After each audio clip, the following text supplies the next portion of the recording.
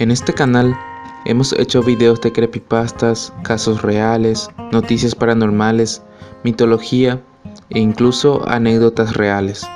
Pero ya que el canal sigue creciendo, hemos incluido una sección denominada Anécdotas de suscriptores.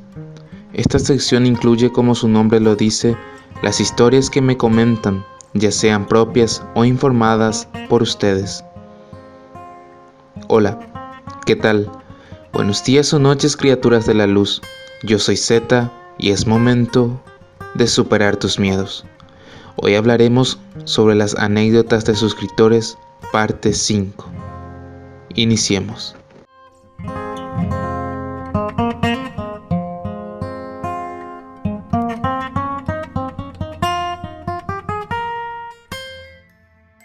Mi vida entera era muy tranquila hasta los 17 años. Era como si viviera en una caja de cartón. No sabía cómo era la vida en el exterior. Digamos que no tenía claro lo bueno y lo malo. Sabía lo básico, cotidiano, como ir al colegio y jugar algún deporte. La acción comenzó cuando empecé a ir a la facultad. Era tan inocente y tan bueno que le era amable hasta con los que me hacían bullying. Se burlaban mucho del lugar donde provenía, pues era un chico del interior del país, como se dice comúnmente, campesino. En ese momento me sentía muy solo. No tenía amigos, todo era diferente para mí. Pasó el tiempo hasta que un día mis compañeros me invitaron a jugar un juego de Monopolio. Éramos 3 varones y 2 mujeres, y al no saber de qué se trataba, me uní. Al final resultó ser un juego de la Ouija. No tenía idea de qué se trataba, así que lo investigué en internet y pude enterarme de las cosas terribles que se decía del juego. Bueno, resulta que me convencieron de jugar, y pues después de eso empezó a ocurrirle cosas extrañas a las personas que jugaron conmigo aquel día. Unos fallecieron en accidentes de tránsito, una chica se quitó la vida, hasta que finalmente solo quedé yo. Pasó nuevamente el tiempo, hasta que un día, cuando estaba en una discoteca, empecé a escuchar voces. Yo pensé que era porque estaba alcoholizado, pero estas voces no se iban a detener. En aquel entonces no estaba de la mejor manera económicamente, ni siquiera sabía cómo ganar dinero, mucho menos interactuar con personas para ser sociables. Pero luego de empezar a escuchar estas voces, me desperté. Desde el primer día con un humor totalmente diferente, con muchas ganas de crecer, de ganar dinero. Es decir, tenía muchas ideas e imaginación. Mis compañeros de la facultad notaron la diferencia al instante. Incluso subí rápidamente de 60 a 80 kilos, lo cual era bueno porque estaba muy flaco. Todo esto en menos de un mes. A lo largo de este tiempo llegué a escuchar 9 voces. Cada uno era diferente al otro. Entre estas 9 voces existía un jefe. Era el que hablaba más fuerte, pero era bueno aparentemente. Uno era malo. Las cosas malas que decía, yo simplemente las ignoraba. Una noche sufría de un dolor en la espalda, y en ese interín se me presentaron cada uno a decirme sus nombres, y a la vez aseguraban que me convertiría en una persona muy poderosa. Con el tiempo, cada uno me contaba sus historias, cómo murieron, el nombre de sus esposas, hijos y abuelos, y me decían que eran buenos. Me dieron muchos consejos de cómo crecer. No quería escuchar a personas de origen evangélico. Cuando alguien hablaba de Dios, me empezaban a hacer sentir rabia, y tenía fuerza increíble. Hasta me atreví a desafiar a varias personas. Llegaron a pasar 5 años, ya mi economía era excelente, al punto de tener edificios, mansiones, quintas, camionetas de altas gamas, etc.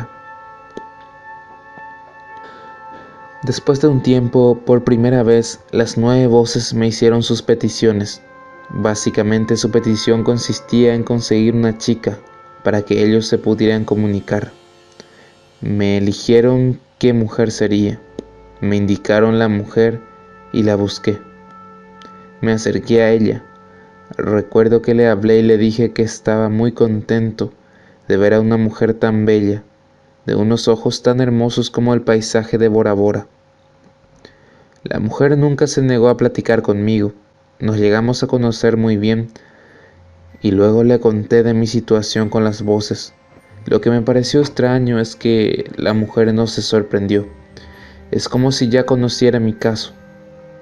Llegó un punto en que todos los espíritus se comunicaban con ella. Después de un tiempo ella quedó embarazada. Aunque no lo crean, al llegar a los 8 meses de embarazo, tuve órdenes de dejar a mi novia. Ella, después de lo que le hice, no aguantó y se lo contó todo a mis padres.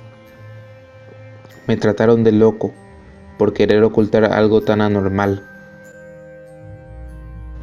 Yo les decía que me sentía muy bien.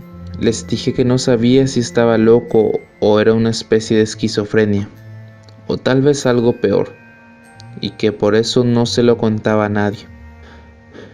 Luego de buscar encontré a un espiritista que logró sacarme de una sola vez y de manera muy fácil a todas estas voces. Desde ese momento me sentí un hombre nuevo.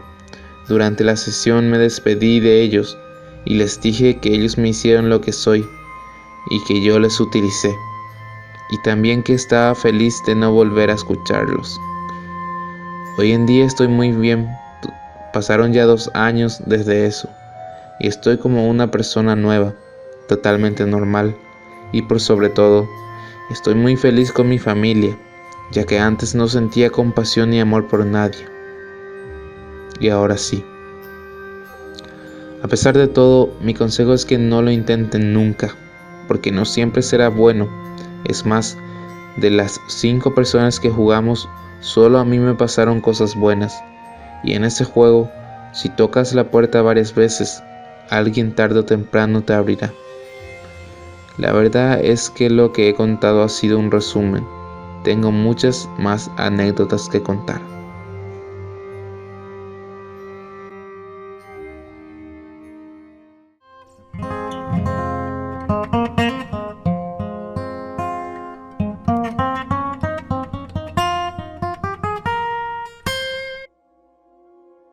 A mí me han pasado cosas paranormales en mi propia casa, en Paraguay, específicamente en Curuguatí, barrio San Cayetano, en donde vivo hace 22 años.